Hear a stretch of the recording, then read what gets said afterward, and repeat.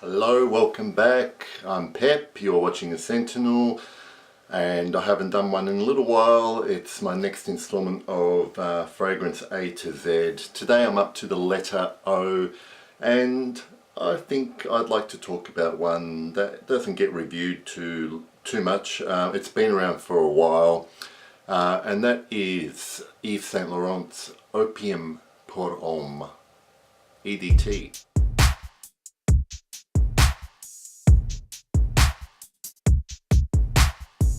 Alright, for the purposes of this review or summary or overview, I am talking about my little bottle, which is, according to the batch code and checking on Check Fresh, it is a 2010 bottle.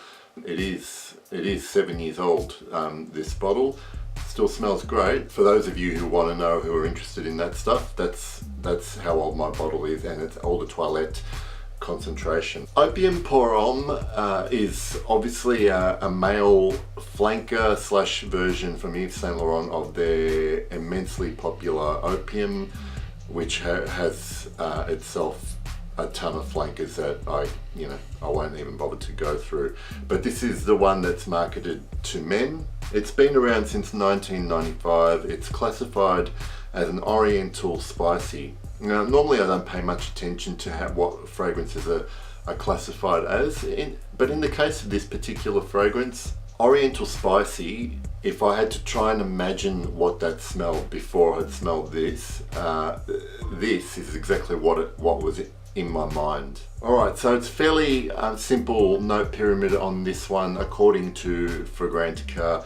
We have top notes of black currant and star anise, mid notes of galanga and pepper. Now, galanga is related or is from the same family as ginger, and apparently has some of the characteristics of ginger as well.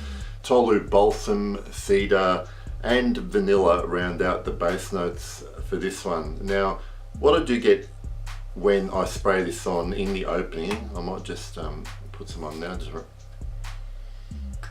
You do get a very juicy black currant, but it's tempered by the star anise. I'm assuming that they are the actual notes, but that's what it smells like. And the black currant here is really a really succulent one, but it's blended really well with that the spiciness of the star anise, so it doesn't become too fruity or too juicy, but it is a lovely opening. So what effect it has immediately is some kind of fruity powder accord that it creates, and it really is a beautiful opening to a fragrance on my skin.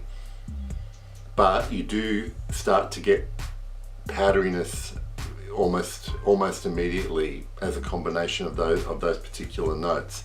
So what happens when the opening fades a little bit, the mids come in, and going back to the mids being the galanga and pepper, there is a kind of high-pitched aromatic spiciness that happens in the mids, and it's quite, when I had not noticed this when I'd worn this before, but when I was sniffing and having a look at the development of the fragrance, it was quite a surprise to me, because my general impression of wearing Opium pour Homme was that I sprayed it on to wear, and it's just this nice powdery, sweet, spicy fragrance. If you pay a bit more attention to it, and I guess the more you wear it, the more nuances you pick up here, but there's a lovely, slightly high-pitched aromatic thing going on here, and I think that is where you see that the galanga has a kind of gingery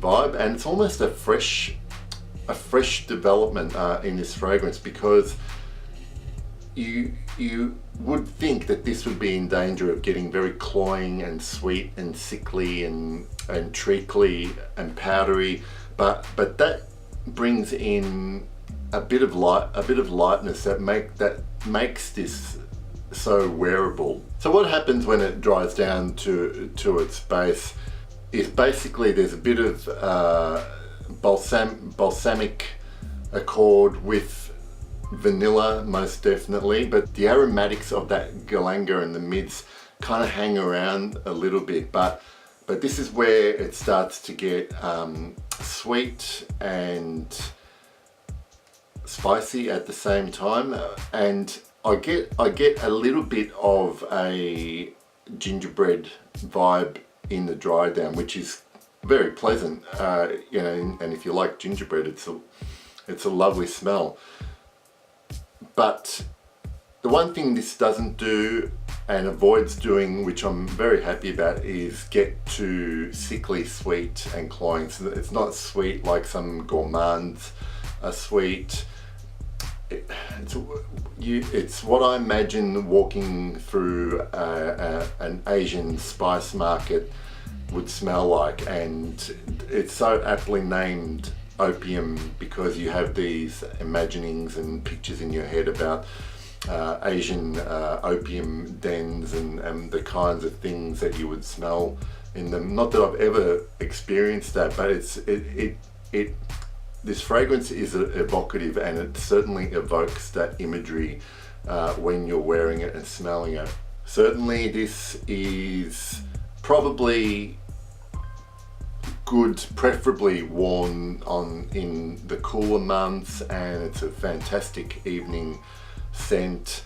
Not sure how younger people would go wearing Opium Pour Homme, and I also think this is completely unisex. This would smell amazing on any woman because, well, it's just a fantastic fragrance. And with performance for the EDT version, I get about 6 to 7 hours longevity on my skin quite easily, but the whole time it's got soft projection and, you know, essentially a skin scent for a lot of that time. But it's perfect scent for closer encounters where, you know, you only want people to smell you if they get close enough to you, and it's very classy. I would say a more formal scent than casual scent, but to me it's a great smelling fragrance. I'm glad that I didn't overlook it because I tend to see fragrances like this that have been around for a long time and now can be found quite cheaply, and just think, oh, you know, Opium. But I'm glad I tried it. I'm glad I've got a bottle. Now apparently the Eau de Parfum version is very, very good as well. I'm assuming it has better performance, but a lot of people do rave about the EDP, but I'm very happy with this EDT version of the Opium Pour Homme, and I hope you've enjoyed this little overview of this fragrance, and let me know if you've had it or tried it or own it in the comments, and I look forward to seeing you soon. Bye.